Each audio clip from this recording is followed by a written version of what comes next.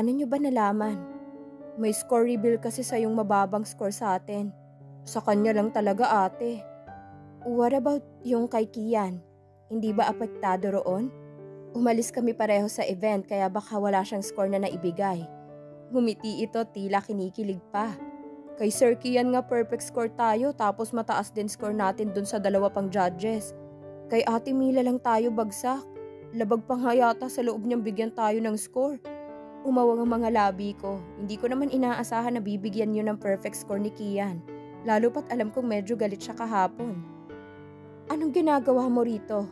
Mahinang angil ko. Hindi mapigilan ang galit na unti-unting umuusbong sa aking sistema. I am getting furious just thinking about what she has done. Galit at inis na nagawa niyang sirain ang reputasyon ko bilang isang guro. Wait, Mila butted in.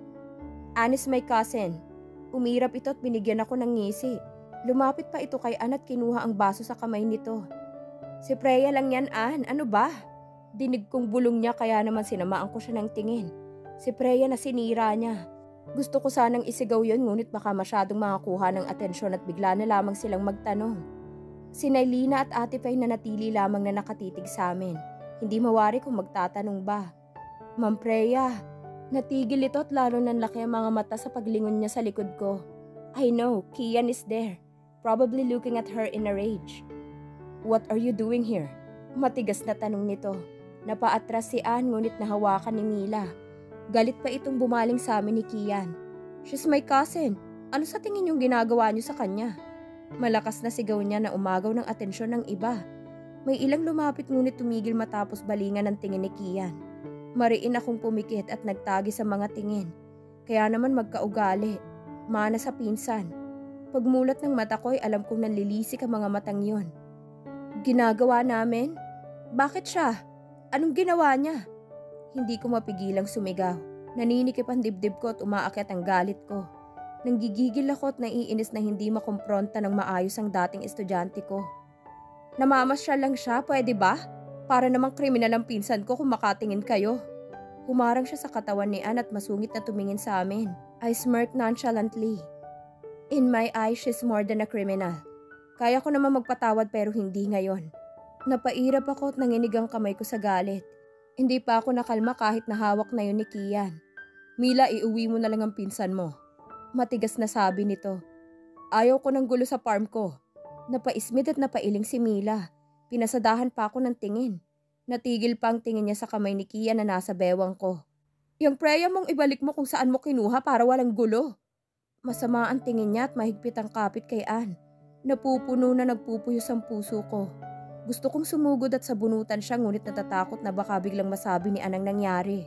Kahit galit ay ayaw ko naman magkagulo kami rito. Sorry po, Ma'am Freya. Hindi ko na po yun uulitin kahit kanino. Umiling ito kasabay ng pagtulo ng luha niya. Sumisinghap sa bawat singhot niya.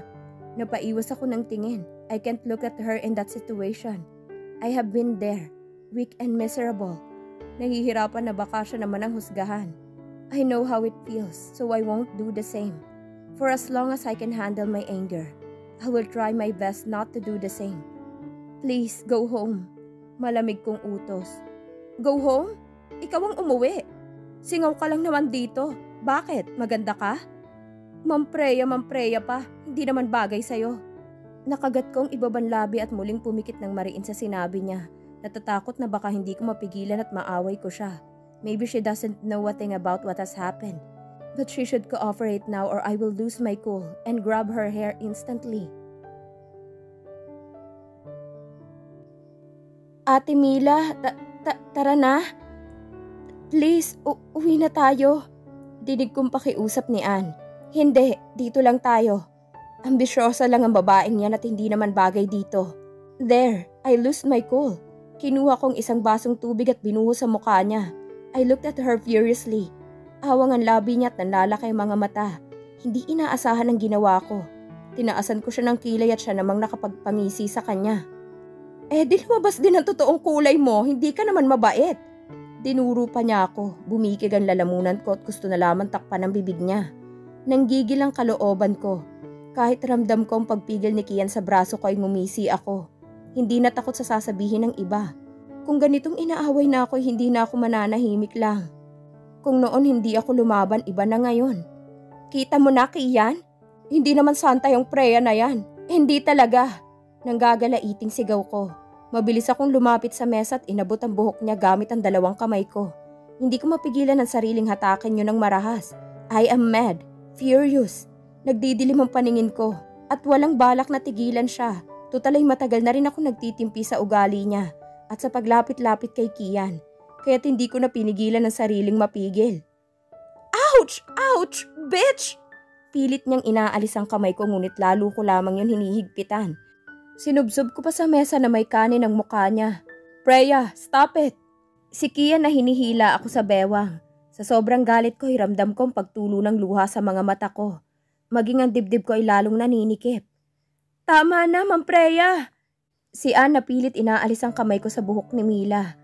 Freya, tama na! Si Nailina na pinipigilan ang braso ko. Darling, stop it! You are making yourself another fool. Mahigpit niya akong niyakap at pinunasan ng luha ko. Mas lalo lamang na tumulo ang mga yon. Lumuwag ang hawak ko sa buhok ni Mila hanggang sa maalis na talaga sa hawak ko. Galit niya akong tiningnan at balak na sabunutan ngunit pinipigilan siya ni Ann. Hinila pa siya paalis doon. How dare you, Freya? Dinig kong sigaw niya, dinuro-duro pa ako. Hinila lang siya ulit paalis ni Ann. Naiinis akong napasabuno sa sariling buhok habang nahihirapang huminga. Tila naubos ang lakas ko dahil sa nangyari. Kian hugged me tightly. Sorry, hindi ko napigilan. I sobbed. Sumiksik ako sa dibdib niya at doon umiyak ng umiyak. Shh, that's not good. Hinagot niya ang likod ko, tinalik-halikan ng ulo ko. Galit ako. Mahina akong bigkas. Iyon naman talaga ang nararamdaman ko. Galit na galit. Gusto ko nang pabayaan si Ann ngunit sinalo naman ni Mila ang galit ko. You shouldn't be. Ako nang bahala roon. He murmured. Kahit na ginaya niya na ako pabalik sa sasakyan niya, ay tumutulo pa rin ang mga luha ko. Naiiyak na nagawa ko yon. I can't find my madness, but I know I wasn't right. Hindi ko dapat ginawa. Wala ako sa lugar at hindi talaga magandang gawin. At alam kong pangit na rin ang imahe ko sa mga trabahador. Lalo pat Reyna nilang inaway ko. Alam ko namang mahal nila si Mila at mas gusto nila para kay Kian. Walang chance, Freya. Umiling ako at kinuha ang cellphone sa kwarto. I dialed Kian's number while going downstairs. Nagre-ring yon ngunit hindi niya sinasagot. He must be very busy and occupied. Pagdating sa pintuan ay sinubukan ko ulit. Natuwa pa ako nang sagutin niya. Why? Nakagat kong ibabanlabi sa seryosong boses niya. Nai-imagine ko tuloy ang kunot niyang noo at isang linyang labi. Damn it, so hot. Magre-request sana ako ng buko? Nahihiyang bigkas ko. Lumabas na ako ng bahay at namewang ang isang kamay na tumayo roon. Ano bang gagawin mo? Dinig ko ang yabag niya sa kabilang linya. Sir Kian, parang mas dumami po ata sila ngayon. Nagbabahay na at sinasakop pa ang mga nyog. Dinig kong sabi ni Nardo. That is not good. Hindi ganito last year. Hindi ko alam kung ako ang kausap niya o si Nardo pa. Kaya nga po, mabilis lang silang kumalat at baka punuin pa ang farm. Natahimik ako sa kabilang linya, pinakikinggan na lamang ang usapan nila. I call my friend, itatanong ko na rin sa kooperatiba. Hindi kakayanin kung tayo lang. Walang sumagot sa kanya kaya baka umalis na si Nardo. Hello? Banayad kong sabi. Tinatansya kung ayos na siya. Imbis na boses niya ay buntong hininga ang narinig ko mula sa kanya. Sorry, bukas na lang ang buko. I need to focus on this. Bakas ko ang tamlay sa boses niya kaya naman maging ako'y nalulungkot sa nangyayari. Ayos lang. Sir Kian, sa kabilang dulo rin daw po meron na. Natigil ako sa boses ni Nardo. Dinig ko pang mga nagmamadaling yabag nila. Sa huli na pubuntong hininga na lang ako. At ako na mismong nagbaba ng tawag. Mukhang hindi na niya iyon pansin. Naiintindihan ko naman ang sitwasyon but I crave buko cheese ice cream. Pwede na siguro kahit yung nabibili lang sa convenience store kung meron. Hi, Freya. Napaatras ako at kumunot ang noo ko sa nakikitang ngiti ni Mila. May hawak pa itong food container. Kung makangiti siya parang hindi ko siya sinabunutan noong nakaraang araw. Nagdala ako ng fried pork chop, baka gusto mo. Peace offering. Ngumiti pa siya lalo at inaabot sa akin ang food container. Ayos lang siya. I stayed silent. Namuo ang pawis sa noo ko sa takot na gagawin niya. Alam ko sa sarili kong wala naman ako magiging laban kapag napanood muli ng marami ang video na yon. Kahit kinakabahan ay sinundan ko siya ng tingin. Kumuha siya ng baso at nagsalin doon ng malamig na tubig. Hinawakan niya yon at bahagyang sumimsim habang lumilibot ang tingin niya sa kusina. Bahay ko dapat to. Dito dapat ako titira kaya lang malandi ka. She said, out of nowhere. Nanlaki ang mga mata ko at nasaktan sa sinabi niya. Kumuyom ang kamao at nagtagis ang aking mga ngipin. Malandi? Kahit kailan wala akong nilandi. Kahit gustong mag-init ng mga mata ko ay pinaningkitan ko siya ng tingin. Anong sinasabi mo? Nilingon niya ako at painosenteng tiningnan. Ha? Naalin? Na malandi ka? Sinamaan ko siya ng tingin. Pinipigilan ang sariling sabunutan siya ulit. Sabi ko na nga ba, hindi magandang bagay na nandito siya sa bahay. Halos kumulo na ang dugo ko sa galit. Ngunit ayaw ko naman magsimula ulit ng gulo. Hindi ako malandi. Matigas kong bigkas. Nakipagtitigan ako sa kanya ngunit mapaglarong ngiti lang ang nakapaskil sa kanyang labi. Yeah, maniniwala ba ako? Asar niya. Nilapag niya ang hawak na cellphone sa mesa at hinarap sa akin ang screen na ikinalaki ng mga mata ko. Napatakip pa ako sa bibig at tuluyang nag-init ang magkabilang sulok ng mga mata ko. Ayun at kita sa screen na nangyayari sa amin ni Kian sa hotel. Paanong may video pa? Hindi lahat na down ng school? Automatic naman dapat kapag ganito ay wala na. Tila sinalakay ng maraming ibon ng puso ko. At natatakot na sa isang pindot niya ay mapanood na yun ng madla. Scared? Don't worry. Ako pa lang naman ang may kopya. Pahirapan ko pa yung kinuha kay Ann. Ngumisi siya at nilakasan palalo ang video. Dinig na dinig ang mga ungol ko. Pumatak ang luha sa aking pisngi sa naririnig na sariling boses ko mula sa video. Naikuyom ko ang kamao at galit siyang tinitigan. Tama na. Hindi namin yan ginusto. Hindi ko naman ginustong mangyari yon. At kung tama ang sinasabi ni Kian ay nasa ilalim kami ng droga sa araw na yon. Lumapit ako at pilit inaabot ang cellphone niya upang matigil ang video. Sa likod lang ang bahay nila Ate Fet, baka marinig nila. Ayaw mo ba ng remembrance? Tinaas niya ang cellphone niya at lalong ngumisi sa akin. Pwede yung kuya ko, Preya. Baka gusto mo. Mahinang bulong niya na nakapagpataas sa aking mga balahibo. Tila hiniwa ang puso ko dahil doon. Masakit sa tenga at para akong binabasa kung nasaan ako. Hindi ako parausan. Lalong bumuhos ang luha ko at matalim siyang tiningnan. Hindi ako ganyang klase ng babae. Hindi talaga dahil hindi ko naman ginusto.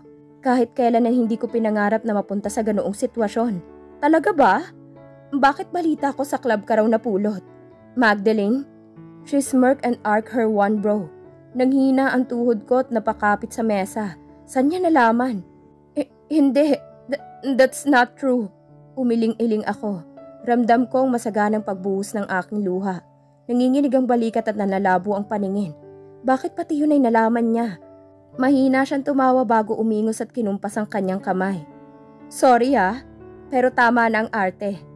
Hinarap ulit nito ang cellphone niya. Lalo akong nanghina matapos makita doon ang itsura ni Lena. She's the known dancer in the Hidden Club. Hindi ko yan kilala. Agad na tanggi ko. Umiwas ako ng tingin. Napapikit ng mariin. Sising-sisi na ako na nagtrabaho pa ako sa club na yon. Pero malas yata ang hatid sa akin niyon. Ang akala ko'y titigil na ito dahil sa sagot ko, ngunit nagawa pa nitong dumukwang at bahagyan lumapit sa tenga ko. Okay lang. Kilala ka naman niya. Mahina ngunit malinaw niyang bigkas. Tumikim ito at mas nilapit ang bibig sa tenga ko. Cover up mo lang ba yung teacher? Kunwaring kuryosong tanong niya. Mas kumuyom ang kamao ko at halos mahirapan na sa paghinga. Hindi ko alam kung paano ko siya patitigilin. At natatakot din ako na baka hindi ko muli mapigilan ang sarili at masampal ko ito. Ngunit ayaw ko na mangyari pa ulit yon. Please, tama na. Pakiusap ko. Natatakot at naiinis na kaya niya akong paglaruan ng ganito.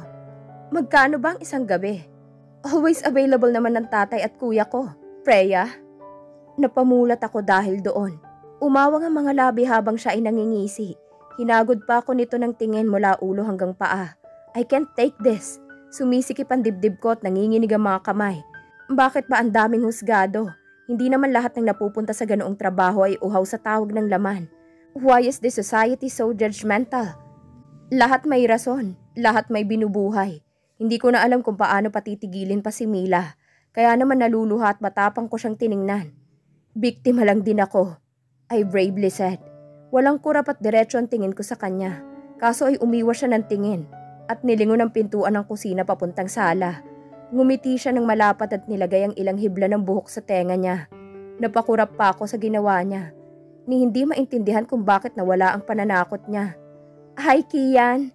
Maligayang bati niya at kumaway pa ng bahagya. Natulos ako sa kinatatayuan. At nanlaki ang mga mata, napalunok at hindi makapaniwalang nandoon si Kian. Narinig niya ba ang sinabi ko? Nanlamig ako at takot na nilingon ito, ni hindi ko na pinansin pang nakaiinsultong ngisi ni Mila. "Mauna na ako, naghatid lang ako ng ulam. Peace offering ko kay Freya." Diniinan niya pa ang huling pangungusap. "Bye, Freya."